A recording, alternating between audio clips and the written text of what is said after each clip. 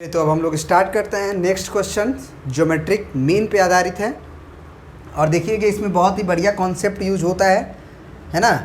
और ये कॉन्सेप्ट जो आप सीखिएगा और भी क्वेश्चंस बनाने में इसे अप्लाई कर सकते हैं। ठीक है, तो क्या कह रहा है क्वेश्चन, देखिए find the value of n so that a to the power n plus 1 plus b to the power n plus 1 whole divided by a to the power n plus b to the power n may B the geometric mean between a and b। इस नंबर को इन्होंने क्या बोल रखा है कि वो a और b का ज्योमेट्रिक मीन अगर है, मान लीजिए आप अगर होगा तो आप क्या करो, n का वैल्यू निकाल के बताओ कि यहाँ पे n का वैल्यू क्या होना चाहिए। ठीक है, फिर से एक बार, find the value of n यानी कि n का वैल्यू निकालना है। सो दैट कुछ ऐसा हो, n का वैल्यू आपको निकालना है जिससे कि ये जो बन जाए may be the geometric mean between a and b। तो सबसे पहली बात कि अगर हम पूछें आपसे कि जो GM of A and B क्या होता है, तो आप क्या कहोगे, अंडर रूट ए बी। यही आपको पढ़ाया गया, यानी कि A और B का पावर 1/2 है ना, क्योंकि रूट का मतलब क्या होता है, पावर में 1/2। यानी कि A और B के बीच का जो ज्योमेट्रिक मीन है वो आपका A का पावर 1/2 और b का पावर 1/2, क्योंकि हम पावर को दोनों पे डिस्ट्रीब्यूट कर सकते हैं।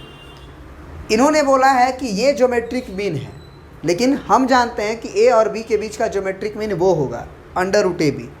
इसका मतलब ये दोनों इक्वल्स होंगे, क्योंकि ये भी ज्योमेट्रिक मीन ही है a और b का, और ये भी हम जो निकालें वो भी ज्योमेट्रिक मीन है ना। तो according to question a to the power n plus 1 plus b to the power n plus 1 whole divided by a to the power n plus b to the power n is equal to a का power 1/2 into b का power 1/2। This is the geometric mean.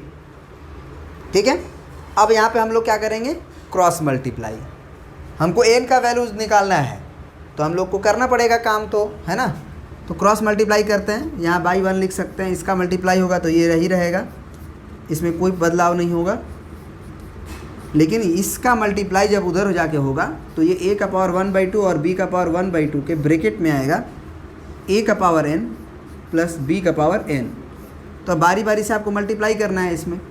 तो a में तो फ़र्क पड़ेगा क्योंकि base same है, power जुड़ जाएगा, लेकिन b वैसे ही का वैसे ही रह जाएगा, है ना।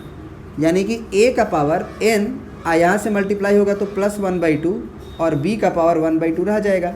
फिर इसका मल्टीप्लाई b का पावर n में जब जाएगा तो b सेम है तो पावर जुड़ जाएगा और a आपका रह जाएगा, यानी कि a का पावर 1/2 रह जाएगा और b का पावर हो जाएगा n प्लस 1/2।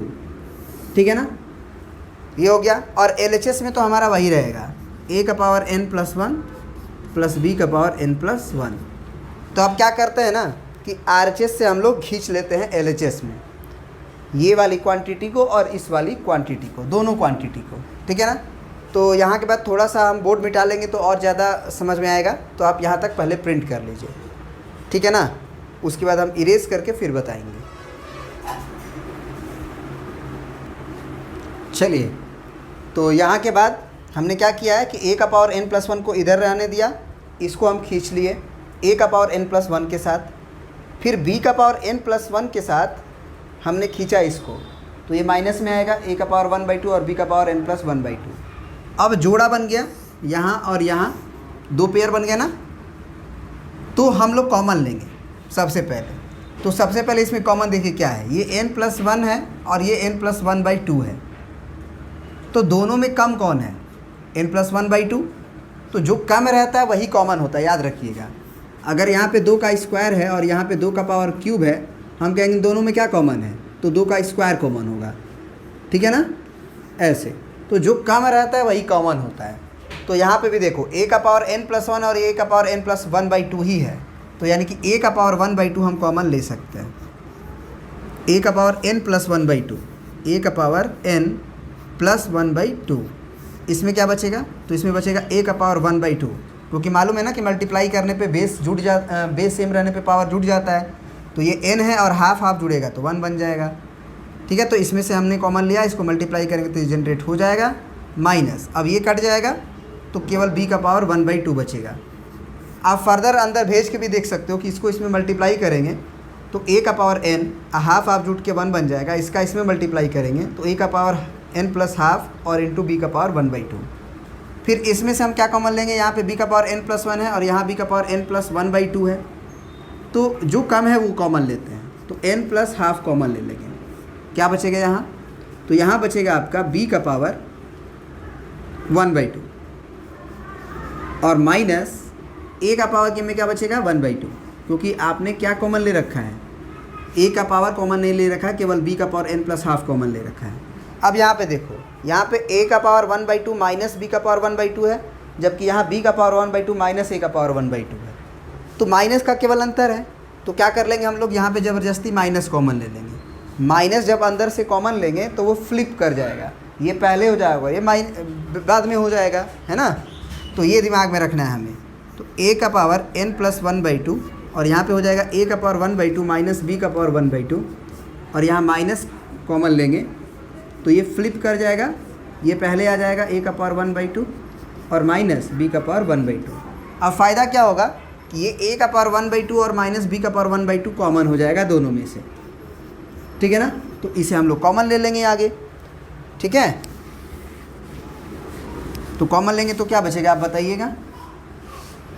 यहाँ पे आपका हो गया a का पावर 1/2 माइनस b का पावर 1/2 कॉमन, इसमें बचेगा a का पावर n प्लस 1/2 और माइनस यहाँ बचेगा आपका b का power n plus 1/2 is equal to 0, ठीक है। अब देखो यहाँ वाला जो LHS वाली क्वांटिटी है a का पावर 1/2 माइनस b का पावर 1/2, इसे हम बराबर के उधर भेज सकते हैं, क्योंकि क्वेश्चंस में आप ये जान लो कि a और b बराबर नहीं दिया गया है, क्योंकि a और b बराबर दे देगा तो उनका ज्योमेट्रिक मीन फिर वही हो जाएगा, ठीक है ना। तो ये चीज़ आपको समझना है कि हम लोग यहाँ पे क्या कर सकते हैं, इस क्वांटिटी को हम RHS के उधर भेज सकते हैं, क्योंकि ये जीरो हो नहीं सकता है, तो जीरो नहीं होगा तो उधर भेज देंगे, यानी कि आ जाएगा आपका केवल a का power n plus 1/2 minus b का power n plus 1/2 equal to 0। यहाँ पे ब्रैकेट में लिख दीजिएगा कि a का power 1/2 is not equal to b का पावर 1/2, क्योंकि ये बराबर होता है अगर तो ये घट के 0 हो जाता है और 0 को हम उधर नहीं भेज सकते हैं, तो ये नहीं होगा, क्योंकि ऐसा होने से 1/2 घट जाएगा और a और b बराबर हो जाएगा।